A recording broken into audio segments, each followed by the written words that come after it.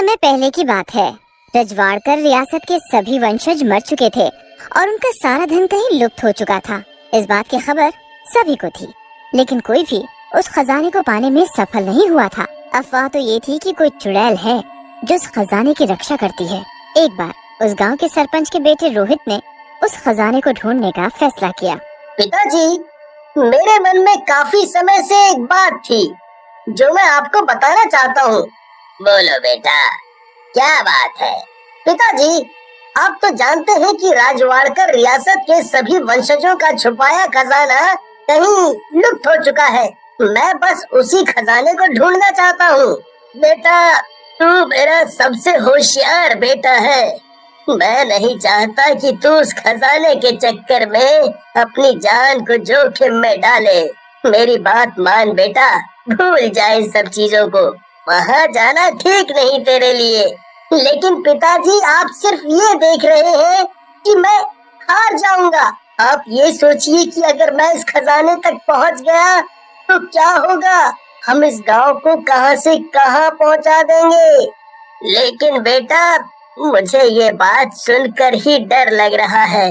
वहाँ से कोई भी कभी लौट के वापस नहीं आया है। तू हमारा इकलौता बेटा है, तेरे अलावा हमारा है ही कौन। बेटा, जाने की जिद मत कर, मत कर। मुझ पर भरोसा करिए पिताजी, मैं अपना ध्यान रखूंगा।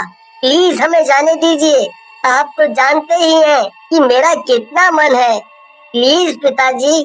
ठीक है, तुम जाओ, लेकिन अपना ध्यान रखना। भगवान तुम्हें कामयाबी दे। याद रहे, तुम्हें हमारी कसम, तुम अपनी जान को खतरे में नहीं डालोगे। आप फिक्र ना करें पिताजी, मैं अपनी पूरी कोशिश करूंगा। और देखना पिताजी, मैं खजाना लेकर ही वापस आऊंगा। इसके बाद रोहित ने पूरे दिन भर सफर की तैयारी की और अगले दिन सफर के लिए निकल पड़ा। गुफा को ढूंढने के लिए वो कई दिनों तक चलता रहा। एक दिन गांव वालों की बताई गई कहानियों से मिलने वाले सुराग से वो गुफा के पास पहुंचा और उसने वहां पे रखे पत्थर हटाए और अंदर चला गया। उस गुफा में काफी सारे कंकाल पड़े हुए थे, लेकिन वो डरा नहीं और आगे चलता रहा।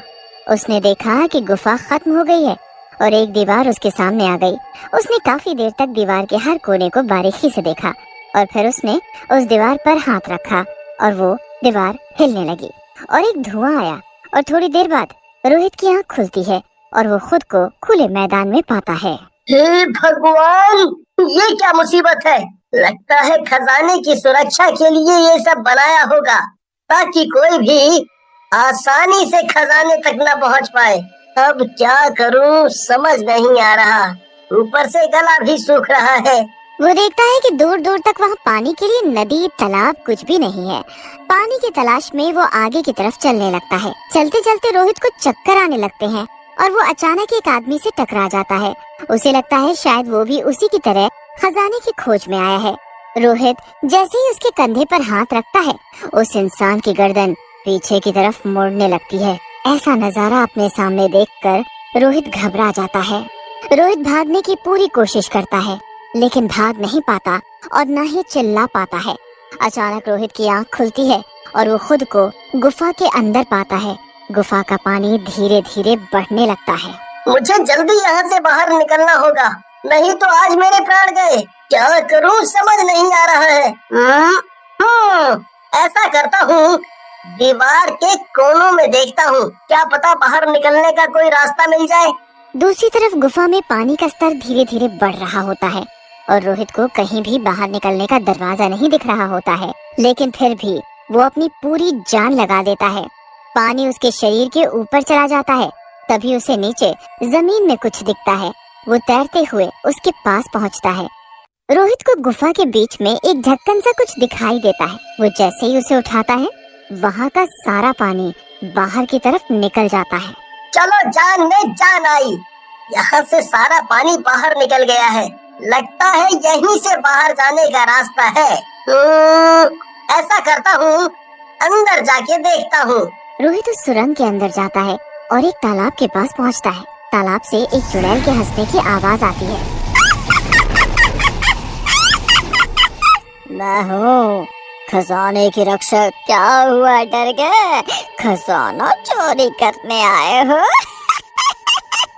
देखो, मैं खजाना चोरी करने नहीं बल्कि उसे गरीबों की मदद करने के लिए इस्तेमाल करना चाहता हूँ। तुम जैसे बहुत आए और मारे गए, अब तुम्हारी बारी है। मुझे जाने दो, खुद सोचो ये खजाना कब से यहाँ पड़ा हुआ है, आज तक ये किसी के काम आया नहीं ना, लेकिन मैं इसे सबकी भलाई के लिए इस्तेमाल करना चाहता हूँ, यकीन करो मेरा।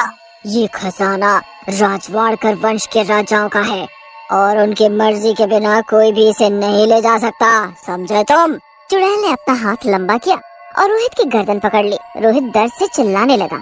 तभी चुड़ैल उसे उठाकर यहाँ फेंकती तो कभी वहाँ फेंकती। चुड़ैल ने रोहित को अधमरा कर दिया। फिर भी रोहित सिर्फ एक बात कहता, मेरा यकीन करो, इससे हम लोगों को काफी मदद कर सकते हैं, उन सबके जीवन के कष्ट दूर हो जाएंगे, दया करो हम पर। तू तो बड़ा ढीठ है रे, एक बार में समझ नहीं आता तुझे? क्या लगता है मुझे कि तू ऐसे नहीं मानेगा?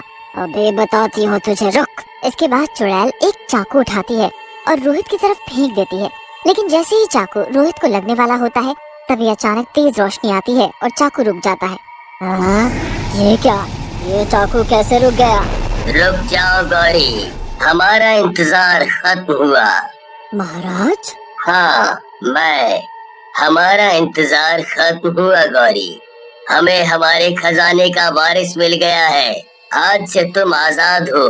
तुमने इतने वर्षों तक हमारे राज्य के खजाने की निस्वार्थ भावना से रक्षा की, इसके लिए मैं तुम्हारा ऋणी हूँ गौरी। ये कैसी बातें कर रहे हैं महाराज? ये आपकी प्रजा है, आपके लिए तो ऐसे 100 खजाने हंसते हंसते दे सकते हैं हम। मैं भी बहुत खुश हूँ गौरी कि हमें तुम्हारे जैसी प्रजा मिली है।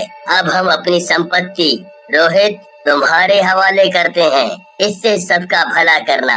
लेकिन महाराज, अगर ये भी आपकी तरह लालची निकला तो? नहीं गौरी, आज जब मौत इसके सर पे थी तब भी ये सब के बारे में सोच रहा था। भला इससे ज्यादा नेक इंसान कौन हो सकता है जो खुद से पहले दूसरों का सोचे।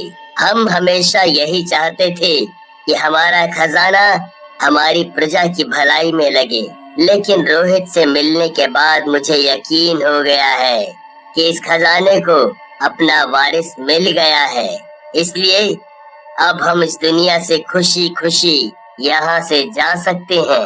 मुझे माफ कर दो रोहित, मैं तुम्हें सही से पहचान नहीं पाई। इस खजाने का ध्यान रखना और लोगों की भलाई करना और हमेशा सबकी मदद करना।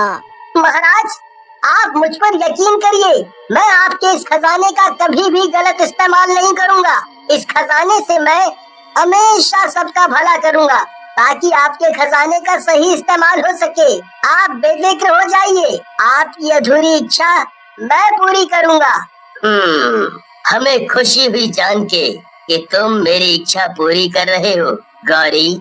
तुम्हारे जाने का वक्त आ गया है। तभी वहाँ एक रोशनी आती है और गौरी वहाँ से गायब हो जाती है। तभी थोड़ी देर बाद महाराज भी वहाँ से गायब हो जाते हैं।